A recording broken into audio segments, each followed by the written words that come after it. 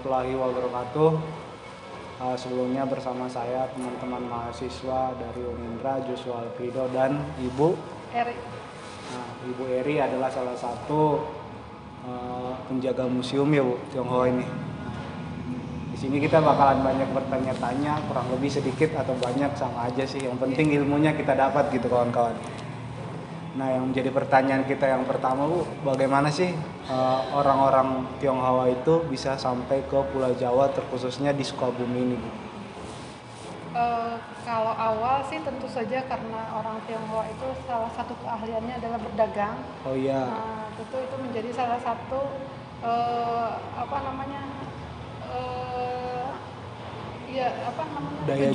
tujuan mereka datang ke Sukabumi tentu saja untuk berdagang. Karena di Sukabumi sendiri dari zaman dulu, dari zaman kolonial penjajah Belanda itu sudah memiliki beberapa perkebunan dengan hasil perkebunan yang terbaik. Jadi itu sangat memungkinkan orang-orang Tionghoa untuk datang dan berbisnis. Gitu. Berarti mereka berdagang, berbisnis sambil melihat daripada perkebunan-perkebunan yang ada di Indonesia ya? Iya, karena di beberapa tempat juga ada pemiliknya itu orang-orang Tionghoa juga yang perkebunan itu. Itu kalau boleh tahu tahun-tahun sekitar berapa ya? Itu sebelum kemerdekaan lah, tapi masih di awal pertengahan penjajahan Belanda. Sebelum kemerdekaan. Tapi untuk orang Tionghoa sendiri masuk ke Sukabumi itu pada abad ke-16 dan melalui Pelabuhan Ratu. Berarti melalui Pelabuhan Ratu? Iya, awal mulanya gitu datang. Karena melalui pesisir pantai kan. Iya. Jadi dari arah pantai utara terus aja jalan ke pesisir Banten, kemudian sampai ujung Genteng dan Pelabuhan Ratu. Tapi kalau boleh lagi nanya Bu, itu kebudayaan Tionghoa itu ciri khasnya apa sih Bu? Soalnya kan saya lihat ada masakan seperti yang di depan tuh, masakan mie tiao segala macam tuh. Apakah itu makanan asli dari mereka sana? Iya, kalau mie terus kayak bakso itu kan sebetulnya makanan yang asli yang dibawa mereka. Kemudian ketika mereka datang ke Sukabumi atau berkunjung ke Indonesia dan pada umumnya ya mereka kan berinteraksi dengan masyarakat sekitar, sehingga di situ timbullah akulturasi budaya baik dari makanan, pakaian ataupun dari alat-alat pertanian dan sebagainya ya. Jadi banyak sekali yang percampuran gitu. Nah, untuk makanan sendiri karena kayak bakso gitu, saya contohkan bakso itu kan awalan katanya bak itu kan dari awalan unsur babi gitu. Nah, babi, bakwan itu kan awal mulanya dari makanan-makanan yang terbuat dari unsur hewani tersebut. Nah, sehingga masuk ke wilayah pribumi. Nah, di situ dimodifikasilah menjadi makanan yang kita biasa temui sehari-hari. Terus kalau nilai mata uang itu, kalau gocap sama cepet itu kalau di Tionghoa itu berapa nilainya gitu? Kalau gocap kan 50 ya. Di Indonesia cepet, sekarang? Iya, 100. Apakah di sana sama juga? Sama. Jadi itu merupakan bahasa-bahasa gaul lah yang biasa mereka gunakan ketika berdagang, sehingga lama-lama kan jadi kental, jadi udah kayak bahasa gaul sehari-hari. Padahal kan awalnya mereka yang bawa kebanyakan bahasa Indonesia ini ya lebih dominan meniru budaya lain. Menyerap lah gitu. Tapi budayanya sendiri ditinggalkan ya Bu. Gitu. Nah, terus lompat dari cerita Bu, mungkin agak cerita tragedi 98 lah gitu Bu. Iya. Menurut pandangan Ibu gitu, selaku penjaga museum ataupun selaku orang yang udah banyak interaksi atau relasi ke orang-orang yang pada zaman dahulunya ada di sini di Tionghoa. Ini menanyakan satu sih Bu, kondisi Tionghoa di komunitas sebelum masa Orde Baru. Kondisinya. Sebetulnya kalau untuk bertanya itu kan lebih spesifik ke orang Tionghoanya ya. Kebetulan untuk masa Orde Baru saya juga mengalami sendiri ya.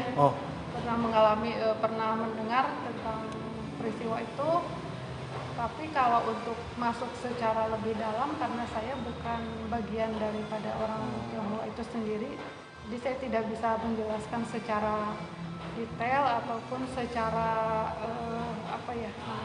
benar. Jadi saya hanya bisa melihat dari pandangan saya sebagai orang luar, gitu.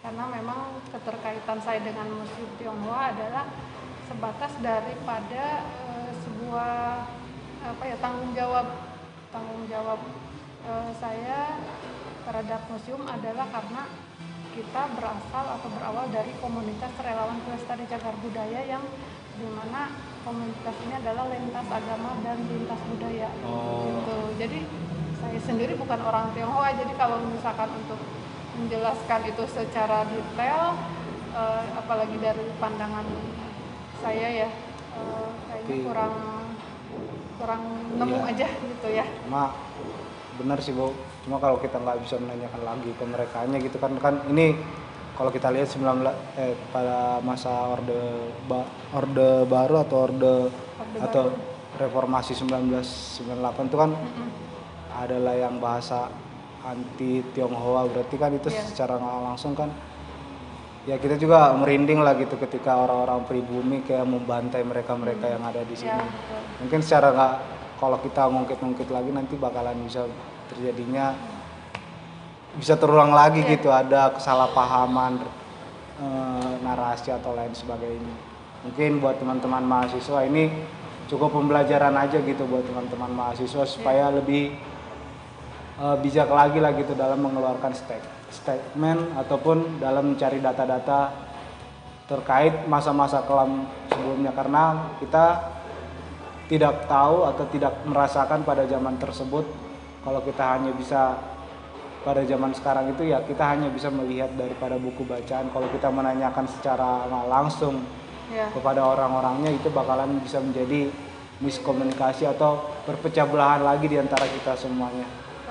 Mungkin saya sedikit menambahkan ya, karena itu menjadi trauma terbesar ya dalam kehidupan mereka. Jadi banyak sekali dari mereka yang menutup diri. Dan sampai sekarang itu proses perlindungan terhadap mereka sampai hari ini itu masih berjalan. Karena waktu itu juga ada yang kesini, beliau salah satu aktivis pelindung untuk para korban. Nah di sana juga bercerita, jadi ada trauma yang sangat berkepanjangan, jadi itu tidak bisa dihilangkan begitu saja. Kita memang dalam hal ini perlu berempati yang tinggi ya.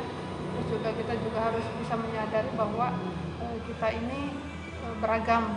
Nah makanya salah satunya Museum Tionghoa hadir di sini adalah untuk menyampaikan bahwa ini adalah simbol daripada keberagaman. Tapi kalau untuk membuka sejarah tentang itu, karena saya mengalami masa itu ya, bahkan pergerakan untuk para aktivis mahasiswa pun angkatan saya itu, angkatan saya yang sebagai penggerak gitu. Jadi setelah itu kan ada pembantaian dan sebagainya. Secara pribadi saya juga sangat mengecam ya, karena itu bukan bagian daripada, apalagi kita dibenturkan Islam dan media. Itu secara pribadi ataupun sebagai umat Islam itu sangat menentang, karena tidak ada dalam ajaran agama manapun yang diajarkan hal-hal anarkis seperti itu. Oke, kawan-kawan, mungkin itu aja sih perbincangan singkat kita mengenai sejarah budaya Tionghoa. Mungkin kalau teman-teman penasaran lagi bisa datang sendiri atau menanyakan sendiri perihal peninggalan sejarah budaya Tionghoa yang ada di Sukabumi atau dampaknya bagi kota Sukabumi ataupun nasional. Ya teman-teman sendirilah, terutama teman-teman yang sedang menyusun skripsi atau membuat skripsi atau belum tahu judul. Mungkin ketika kemari teman-teman bisa terinspirasi pada judul skripsi yang akan teman-teman bawakan. Sekian dari saya, Joshua Alfredo. Assalamualaikum warahmatullahi wabarakatuh. Bu, terima kasih Bu. sekian aja Ibu. Ya. Ibu.